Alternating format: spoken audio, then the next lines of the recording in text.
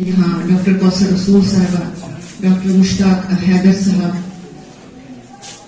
اور ڈاکٹر آفاق عزیز صاحب، ڈاکٹر رخسانہ رحیم صاحبہ اور معزز خواتین و حضرات اور اس پروگرام کے کنوینر ڈاکٹر محمد الطاف صاحب، سب کی خدمت میں خلوص بھرا سلام عرض ہے۔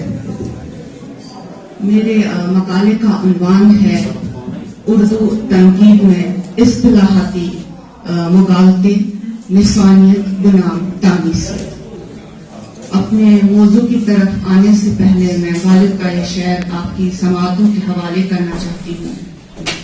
بخشے ہے جلوہ گل ذوق تماشا غالب، بخشے ہے جلوہ گل ذوق تماشا غالب، چشم کو چاہیے ہر رنگ میں واہ ہو جانا۔ اردو تنقید میں اصطلاحاتی مغالطے، نسوانیت بنام تانیثیت۔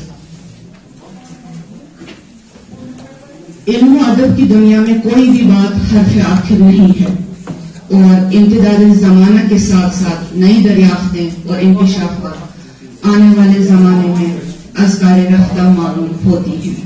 اس اعتبار سے جب ہم لفظ نسوانیت کی بات کرتے ہیں تو اسے عورت کے نسوانی خصائص کے معنوں میں استعمال کیا جاتا ہے، جو عورت کی فطری اختصاصات ہیں، یعنی نسوانیت کا مفہوم ایسی خصوصیات ہیں جو عورت کو مرد سے مختلف اور جداگانہ روپ عطا کرتی ہیں۔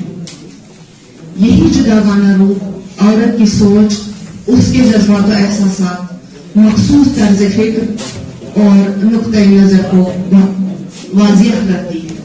مثلا عورت کے جسمانی اعضاء میں ایک طرح کا گداز پن، اس کی آواز میں لچک اور اس کے اندر نزاکت ہوتی ہے۔ عورت ایک الگ جسمانی ساخت لے کر پیدا ہوتی ہے، جس میں دنیا کی ہر عورت کم و بیش یکساں نظر آتی ہے۔ عورت ممتا کے جذبے سے جس وقت ہمکنار ہوتی ہے وہ